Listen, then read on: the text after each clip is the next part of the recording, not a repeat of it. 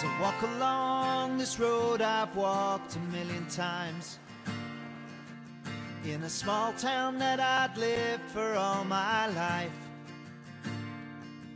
I could tell you what's... Any nation's food culture tends to embrace the same rituals, the same raw materials, the same customs as its drinks culture.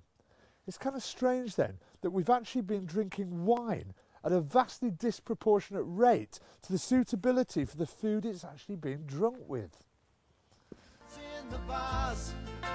Because generally speaking, the vine growing areas of the world that produce most of our wine are limited to the latitudes between 30 degrees and 50 degrees north and south of the equator.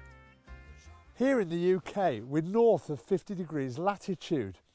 Now, with the exception of a couple of spots in the southeast of England where they grow vines, we are a nation that's essentially steeped in the grain, not the grape. It's kind of a shame then that over the years we've always been offered a wine list with the menu. Finally, we're getting back to regionality, we're getting back to provenance, we're getting back to local produce. Farmers markets are growing exponentially. The great news is that we're actually starting to drink beer with this great local produce. Now I'm going to get out of the cold and start to get into some proper beer and food matching. So I've come to the Crown at High Newton, at the foot of the Cartmel Fell in the Lake District, to meet Crawford Campbell, head chef, and my food and beer guinea pig for the day. Crawford, it must be. Richard, nice to meet you. Nice to meet you too. Yeah. Cracking selection of beers. We have, yeah, we like to think so. Absolutely, yeah. I'm sport for choice. I'll start with a pint of Hawkshead, please. Pint of Hawkshead, no bother at all. Beer of the year. Yeah. I'll tell you what, would you like to have a look at our menu? I would love to have a look at the menu, Okay. thank you very much. Brilliant. There you go, mate. I mean, we've got enough beers here, I reckon, to match with just about every dish. But I'm thinking straight away, fish cakes.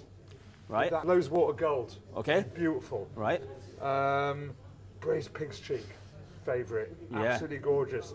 Can we have that with the Grassmore Dark With the dark ale, please? okay, Yeah, no problem. That'd be fantastic. And then dessert, which I trust you have made yourself. We make them all You're in-house, fair yep. hands. Yes. Okay, espresso mousse. It's got to Okay. be. With Guinness. With Guinness. No brainer. Oh, this is going to be a feast for the senses, isn't it? Okay, well, I'll tell you what, you enjoy your pint. I'll go into the kitchen, I'll knock these dishes up for you. I'll be back out. Fantastic. No problem.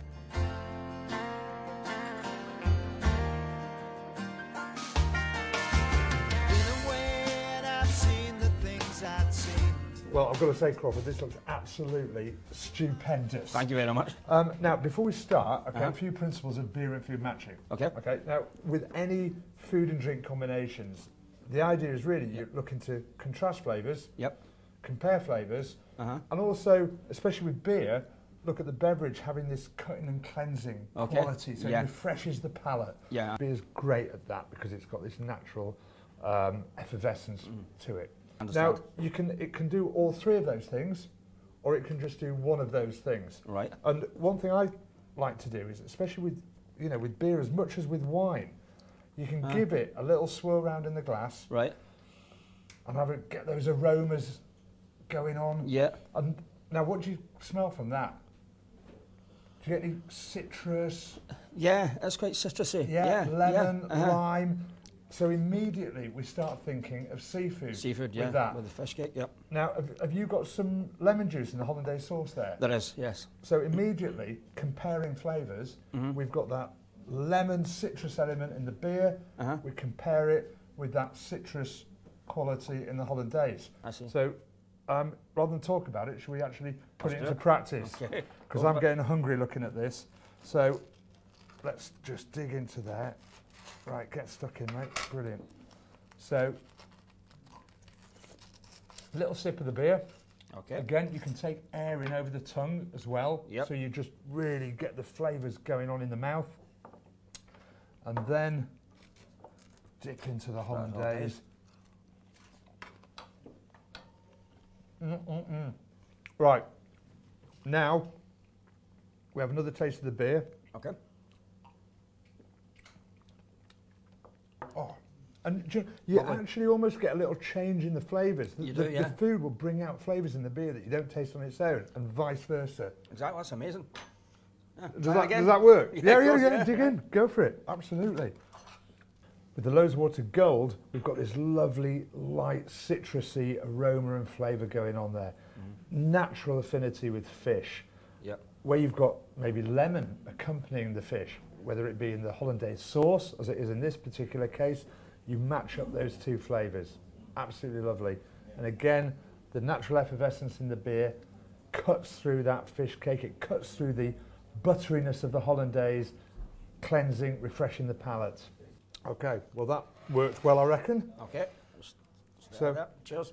Again, if you're planning a whole meal of beer and food as well, it's always good to start with the lighter stuff first, lighter beers first, moving darker as we go. Yep, okay. So, next up is, oh yes, Pig's the old cheek. pig's cheek. One of my favourites. There you go. It's a fresh Now, one. we've got this beer is the This is the Grassmere Dark Ale. Grassmore Dark Ale. This is an old style ale actually, and they do tend to be quite fruity, quite complex, quite spicy, raisiny. I mean, you can get that straight off the aroma, can't you? Give it a good old swill round. Now, here we are really talking about complex roasted flavours that developed over time. Very similar to the principles of cooking that, which I guess is long, slow cooked. 4 hours. 4 hours, there we go. And it's dark as hell as well. I mean, this is great traditional English cooking. Yeah, beautiful. At its best. Matched up with great English ale at its best. I mean, those two things alone is comparing flavours. Yep. You know? There's a richness, a complexity, a roasted texture to that. You've got that caramelisation there. That matches up again with that caramelisation, those roasted flavours in the beer as well. Yeah. But I think there's a certain sweetness to that meat as well. You can contrast that with the bitterness in the beer. Okay. And again, it cuts through it, it refreshes the palate. So it's doing all three things there in one go. Yeah, it's beautiful. Okay, dessert time. There we go. Save the sweet till last. Lovely presentation there, Crawford. Well, thank you. What are the component parts here? Okay, we've got dark chocolate truffles, espresso mousse, and this is some butterscotch foam that goes with it. Beautiful. Do you know, I'm thinking this would actually just as easily go with the beer that we've just had. Yeah. As well, because especially when you're looking at butterscotch foam, because butterscotch is a classic ale flavour. Okay. And again, it's a flavour that never exists in wine. So matching up those flavours is just going to be fantastic. Okay. But we've gone for the Guinness, which is going to be superb, particularly because you've got dark roasted malt on that Guinness, where it's killed till it goes black. Yeah. And you get those espresso coffee flavours from it. Yeah. We've got espresso mousse here. Let's just see how those match up. So again, the old swill in the glass. Take the airing over it. Very nice. A fine stout there. So dig in. Okay.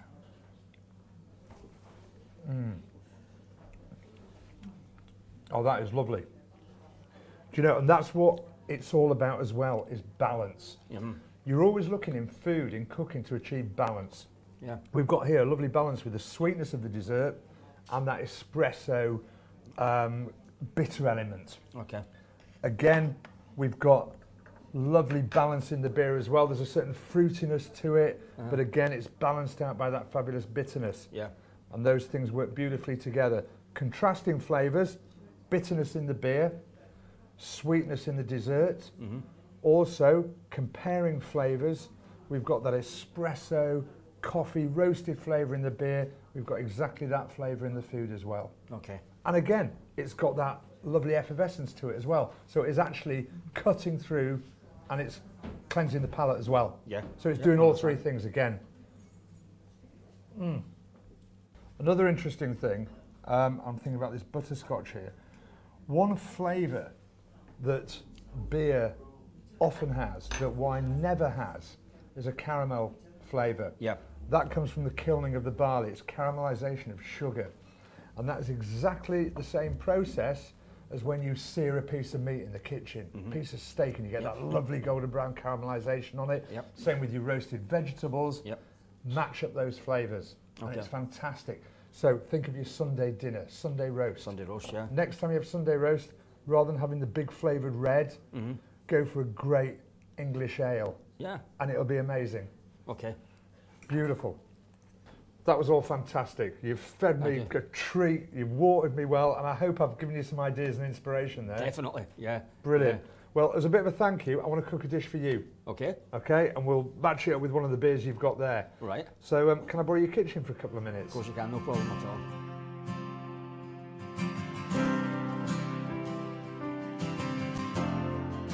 Okay, mate, so this is my gourmet quails scotch egg. Okay. All right, we've got some fantastic Cumberland sausage meat there, of course.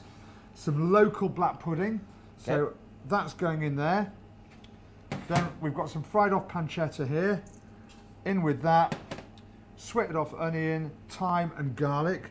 Okay. I just think, I love to pack the flavour in these Yeah. things as well. And I'm kind of thinking pork four ways as well. The black Yep. pudding, Yep. the pork, sausage mince, the pancetta, bit of seasoning. I've already seasoned that onion, so not too much. Bit of the old black pepper, a little bit more black pepper. There we go. It'll take plenty of seasoning with that. Yeah, definitely. And then I've just obviously combine all that lot together. And to be honest, mate, you know the best way to do this better than I do. Get your hands stuck in there. Okay. We're now just going to make little nests, obviously. With that, just one half. I mean, you get quite a few out of, you know, not too much mix as well. I mean, I always think in a pub, a great Scotch egg Yeah. is for a just starter. the you know, ultimate pub food. Yeah. You can serve them as a bar snack. You can Yeah, have a you could little, do. you Yeah. know, little blackboard behind the bar snack. Bit of quail Scotch egg with a bit of Hawk's Head best bitter. Yeah. Any good hoppy ale goes Right. fantastically with the, talking of contrasting flavours, with the sweetness of that pork mince. Yeah. And again, egg is very difficult to match with wine, Yep. but this is you just can match it top with beer Yeah. food. It really is. There's our little fellas. I always say with quail's eggs, there's no margin for error None at all. in Yeah. something that size. I mean, I don't know what your method is, but mine is 2.5 minutes exactly Yep. in boiling water, Yep. straight into ice Straight in the cold ice, yep. water, get them cold, and they just come up beautifully. There we go. That little bit goes over the top. So, paneing, which we know is flour, egg wash, breadcrumbs. Breadcrumb, yep. In that order. The best bread for breadcrumbs is bread that's 24 hours old, apparently. Left out for 24 hours. Yeah, You'll get perfect breadcrumbs. So just a few minutes now in the deep fat fryer till they go really golden brown on the outside. The pork mince is cooked all the way through, and we want to keep that quail's egg nice and runny in the middle. Okay, mate, the finished deal.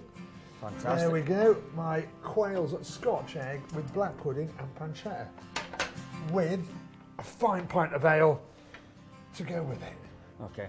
Cheers. It's been great.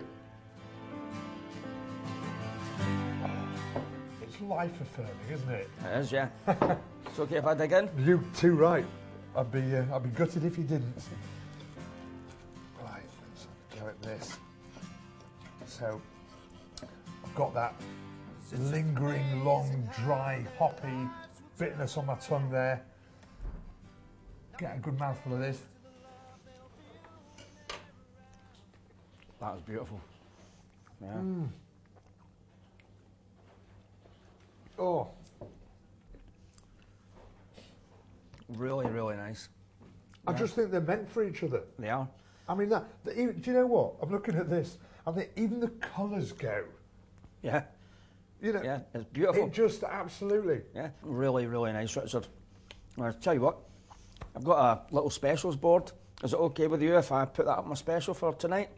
Fox's beer and food matching. Maybe an honour. Okay. Absolute honour. I'd be delighted. Chuffed to pieces. No problem at all. Thank you very much indeed. Cheers. Brilliant.